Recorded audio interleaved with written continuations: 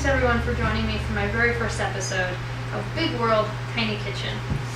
I have always loved different cultures, and for the last several years I've really wanted to travel and write about the different places and people I see.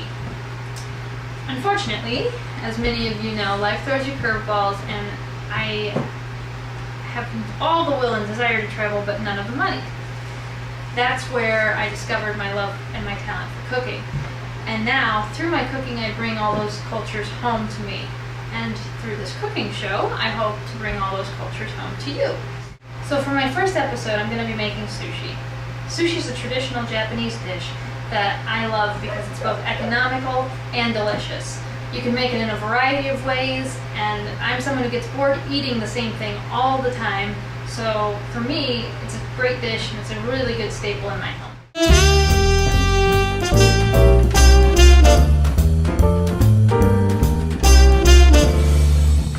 So sushi actually originated in Southeast Asia, where it was comprised of fermented fish and fermented rice.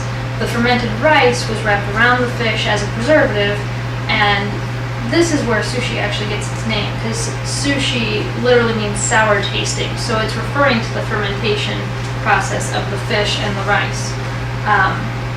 Fast forward a few hundred years, in Japan, Buddhism was spreading all throughout the island. And as many of you know, in Buddhism, you abstain from eating meat. That's where fish became a much more predominant main dish for most Japanese households. And then the Japanese were the first to eat the rice along with the fish, hence why we today have sushi.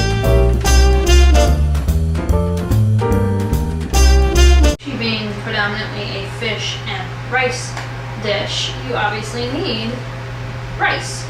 So for our first ingredient, we need to make the rice. The rice is actually known as calrose or shari rice. You do have to buy a special kind of rice. You can't just use your typical white rice that's sitting in your pantry. But like I said, calrose or shari rice, or most packages will actually even say sushi grade rice on it. So it makes it a little easier to make sure you're buying the right stuff. It's a short grain rice that has a lot more starch in it, and therefore it holds together a little better, which is great because you're going to wrap a bunch of stuff inside of it, hence why you need this particular kind of rice. So the very first step to making your rice is actually rinsing your rice. As I said, this has a lot more starch in it than your typical long grain basmati or jasmine rice would have. So in that case, you have to rinse it and get some of that extra starch out of it. You want to rinse enough starch out of it so that it's not just one congealed blob of rice, but you also want to maintain enough starch so that it still keeps a sticky quality once it's totally cooked. So we're going to start by rinsing our rice. You want to measure out your rice. I measured out 2 cups because that's how much I'm going to make today. And I just like to rinse it by running my hand kind of around each grain, making sure that it gets thoroughly rinsed. As you're rinsing it, the water is going to turn into a milky opaque color like you see here. Every time you rinse it, it'll get a little cleaner. I personally like to rinse mine about 3 times. I think that gives me the right consistency most every time I've made sushi. So we're just going to rinse it and drain that water off. You see how thick and creamy that water looks. That's from all that extra starch in the rice. So we'll rinse the second time. And like I said,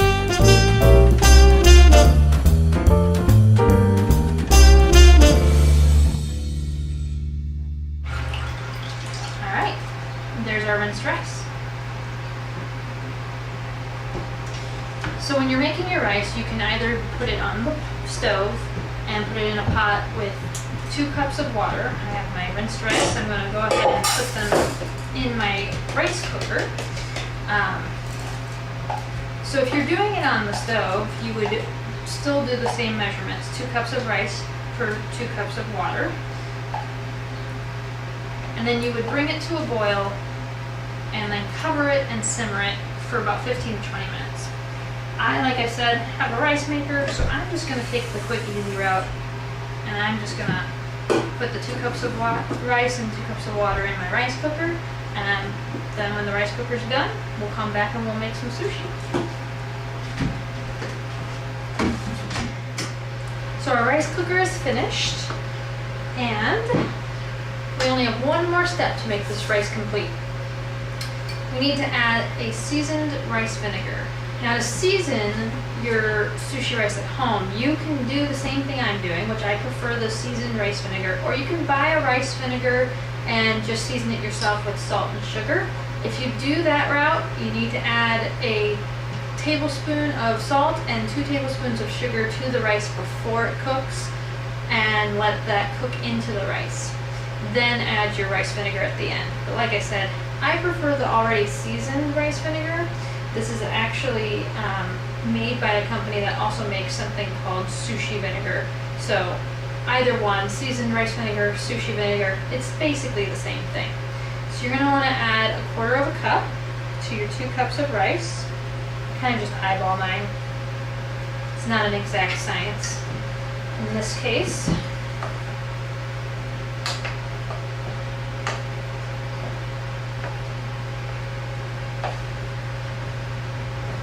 I don't know if you can see on the camera there, but there's a lot of steam coming up from this, so it's pretty hot. The thing you want to be careful of is making sure that the rice is not too hot that you burn yourself. You will have to handle the rice, so sometimes it's a good idea to let the rice cool a little bit before you start making your sushi. I'm going to add just a touch more vinegar.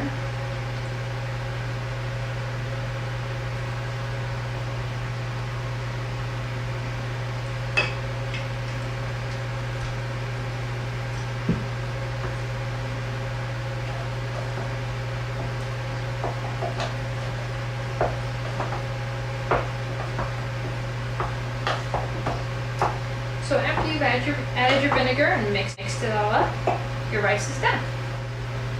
Now, the second and only other absolutely crucial ingredient to making sushi is nori. Nori is a seaweed, and it is either roasted or dried and put into sheets. You can usually find them at a local supermarket. If you do buy it from a local supermarket, you'll usually find it in the roasted variety. If you do go to an Asian market, you can usually find it in either one, the dried or the roasted. The only difference between the two is that the roasted is a little less dry, or a little less chewy, and a little less potent. The dried happens to be a lot more chewy and has a lot more of a fishy flavor to it. Traditionally, if you go to a sushi restaurant, you will be eating roasted seaweed, so that's what I'm going to use today.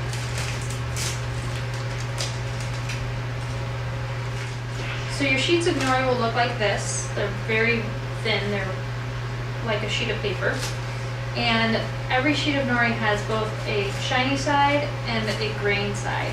You want to set it down with the grain side up and the shiny side down. Before we start rolling, just a couple little tidbits. You have probably seen people make sushi before, or if you're at all familiar with sushi, you've seen those bamboo sushi rolling mats. As I mentioned before, I learned to make sushi in college. My friend Maria was the one who taught me, and she grew up in Japan, and she didn't use a bamboo rolling mat. And honestly, because she's the one who taught me, that's how I learned, so I don't use it either. She actually used just a damp towel. So that's how we're going to do it today. I'm going to wet this, and we will start making our first roll. So we have our towel. Don't want it to be sopping wet, but a little wet, damp. I'm going to lay that down on my surface here. Okay. So the first roll I'm going to teach you guys how to make is a traditional roll known as the cucumber roll. The reason I'm starting with that is because it's a great beginner roll when you're first trying to get the feel of how to roll the sushi. It's a good one to start with because there's only one ingredient. So you get the feel of how much rice you need and how to turn up the nori without breaking it and all sorts of little tidbits, which we're going to get into right now.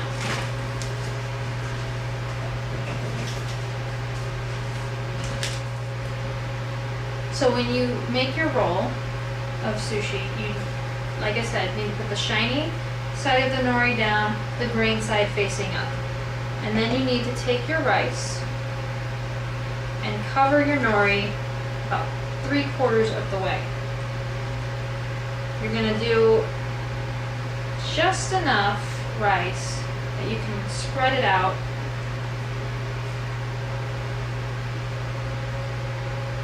thinly enough that you can roll it, but still thick enough that it encloses your entire inside ingredients.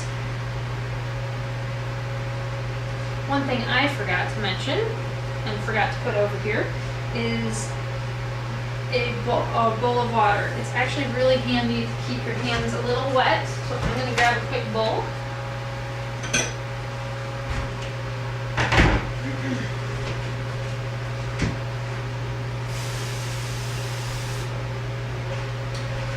Just a bowl of some warm tap water so that you can keep your hands wet to work with the rice so that it doesn't stick all over you, and it also will make the rice cool to the touch so that you don't burn yourself. Then, after your rice is all set, you're just going to lay down some cucumber in the middle. Make sure you evenly distribute it as much as possible. I like to make sure I get enough onto the edges so that when I roll it, there's a little bit sticking out, and you'll see why we do that in just a second. It kind of gives you a little artistic effect once we get to the end of the episode. Alright. So then, after you've put in your ingredients and you've filled your nori up with your rice, you're going to take your towel, or if you're doing a bamboo rolling mat at home, either way, you're going to want to hold with your fingers the cucumbers down, and then you're going to want to roll up the rice so that it touches the other rice. Just enough.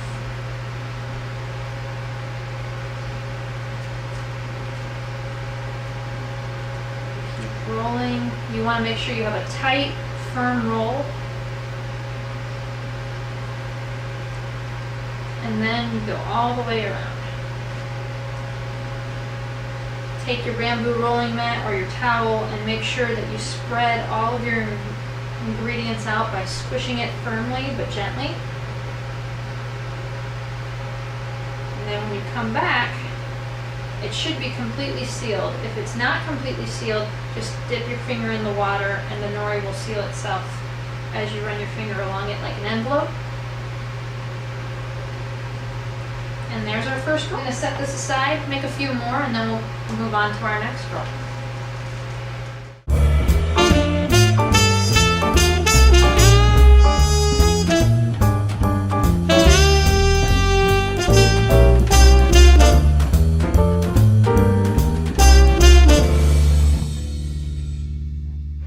And now on to our next roll. So the next roll I'm going to show you how to make is my own version of a traditional roll. The spicy tuna roll is a traditionally raw roll, and since I live in the Midwest, I don't really trust raw fish that has to be shipped this far away from the coast. If you happen to live in California or Florida or Maine, by all means knock yourself out. Make all the raw spicy tuna rolls you want. Like I said, I don't trust it. I don't really want to deal with it, so I make my own version of it with a can of tuna.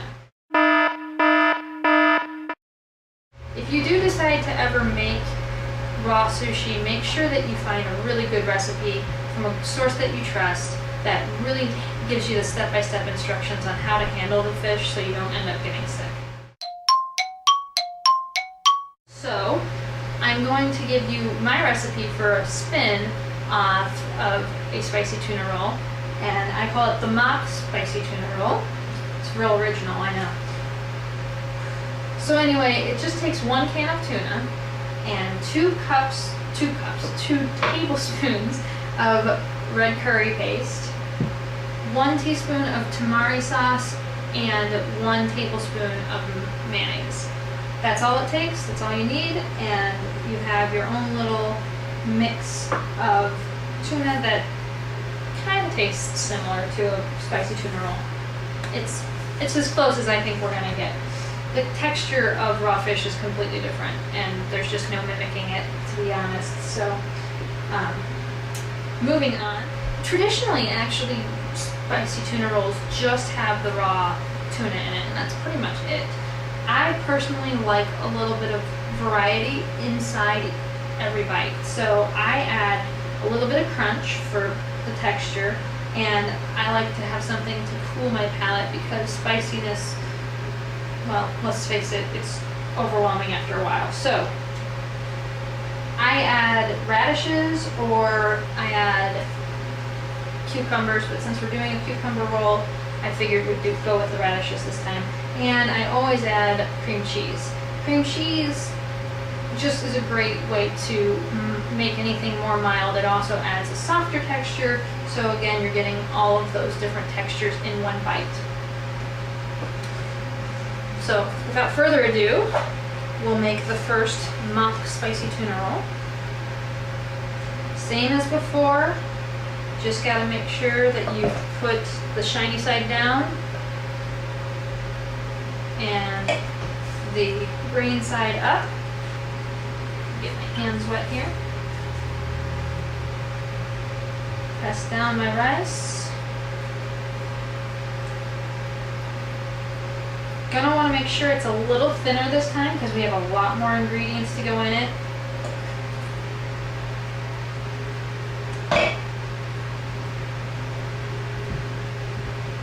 Alright.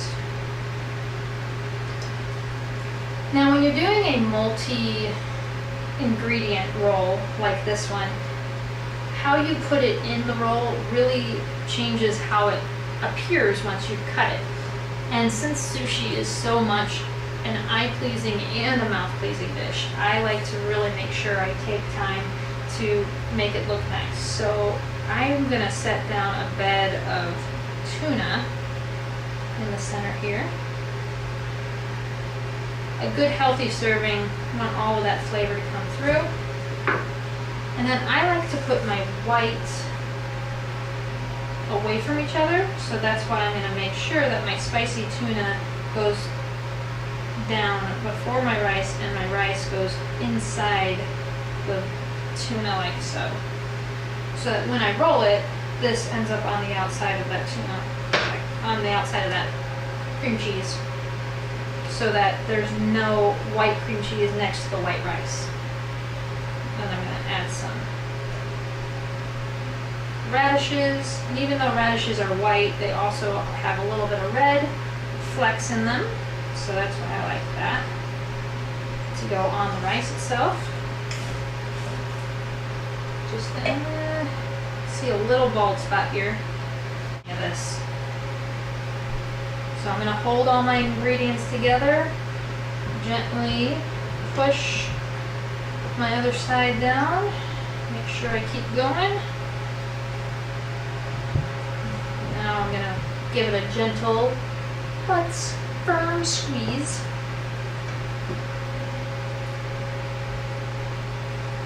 And there is our spicy tuna roll, or our mock spicy tuna roll, I should say.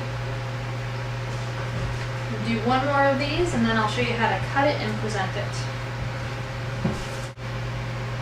So our rolls are all finished and ready to go. We would just cut them up and serve them now. The only thing you need to know is what you would traditionally serve on the side with your sushi. Traditionally, sushi is served with a side of soy sauce, wasabi, and pickled ginger. So I personally really like to make my presentation look as nice as I know the food is going to taste. So when serving sushi, I try to find little cute bamboo things that I can serve it on. I have 2 small bamboo cutting boards that I can use for serving dishes.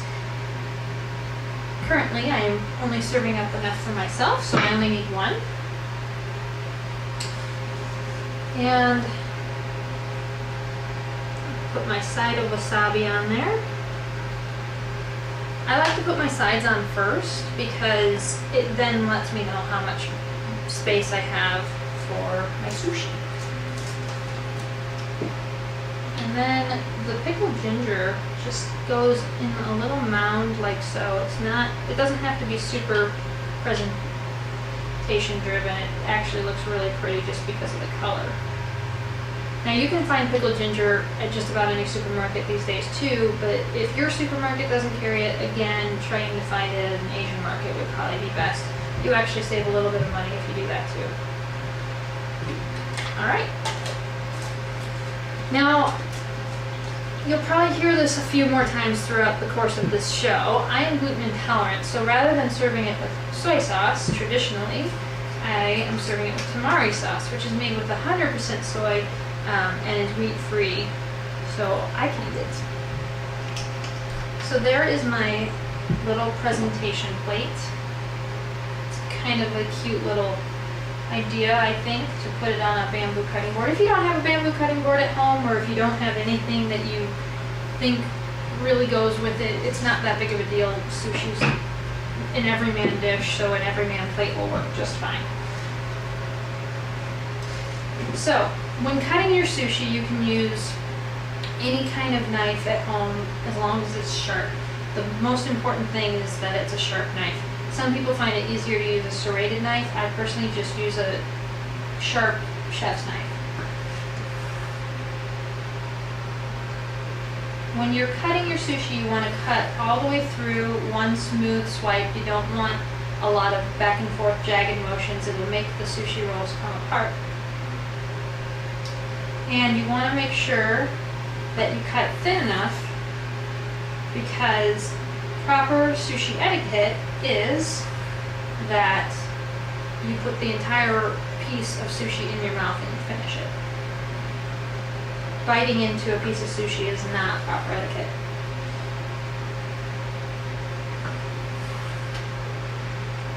So like I said, just one quick smooth stroke with a sharp knife, it should come perfectly out, and look at how beautiful those are turning out.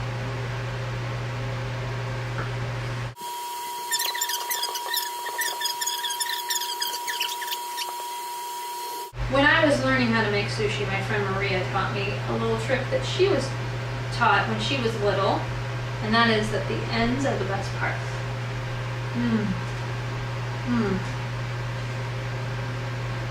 All that spiciness, delicious.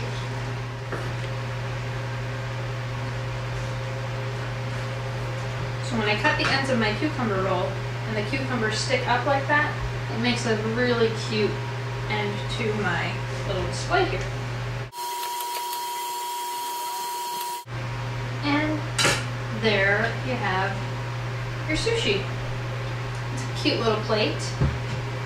And you can serve that up with chopsticks if you have company, or if you're just at home with family, just use your fingers and that's completely acceptable. Now, the one thing I will say is that no sushi experience is complete without some sake.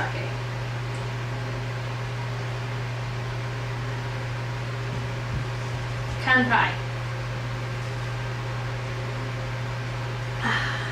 Try and delicious. Well, that's it for my first episode of Big World Tiny Kitchen. I hope that you had a great time. I hope that you learned a little bit and that you had a lot of fun. And I hope that you were inspired to experience cultures through your own cooking.